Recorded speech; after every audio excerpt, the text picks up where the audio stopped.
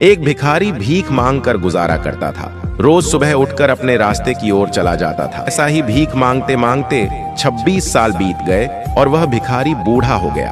अब वो भिखारी ज्यादा चल नहीं सकता था क्योंकि वह बूढ़ा हो गया है। बूढ़ा होने के कारण वह हफ्ता में 3 से 4 बार जाता था भीख मांगने। ना भीख मांगने के कारण एक टाइम खाता था तो एक टाइम भूख मार लिया करता था।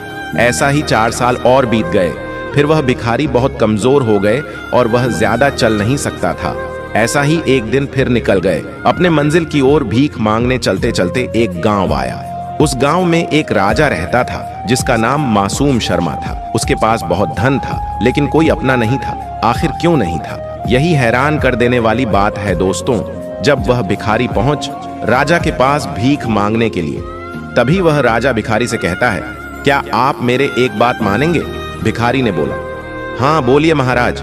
राजा ने कहा, अगर आप बुरा ना मानो तो आज से यह झोली रख दो और हमारे साथ रहना है आपको। भिखारी ने मुस्कुराया और बोला, महाराज एक मेरा भी असूल है, मैं आपके घर में काम करूंगा, उसके बदले में आप मुझे पैसा देना।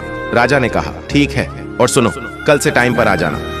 भिखारी राजा के घर से अपने घर की तरफ जा रहा था और मुस्कुरा रहा था और सोच रहा था, आज तो मेरा लॉटरी लग गई।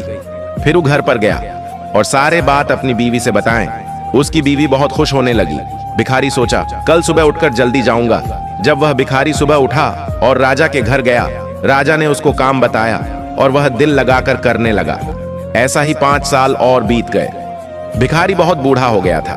भिखारी से काम नहीं हो रहा था तो राजा ने भिखारी से कहा, चाचा कल से काम पर नहीं आना। भिखारी ने डरा गया और बोला, महाराज मेरे से क्या गलती हो गई?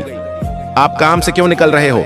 फिर राजा ने कहा, क्योंकि आप बुरे हो गए, आपसे काम नहीं हो रहा है, आपके जगह पर दूसरा नौकर को लेंगे।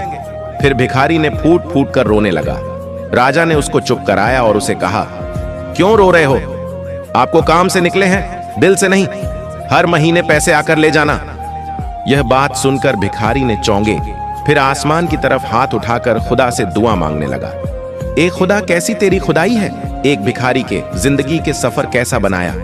दोस्तों, यह भिखारी से हमें यह सीख मिलती है, अगर हम चाहे तो कुछ भी हासिल कर सकते हैं। यह भिखारी के देखो भीख मांगते मांगते पूरा जिंदगी गुजार दी। जब फ्री के खाने मिलने लगे तब ऊपर वाले को याद कर रहा है।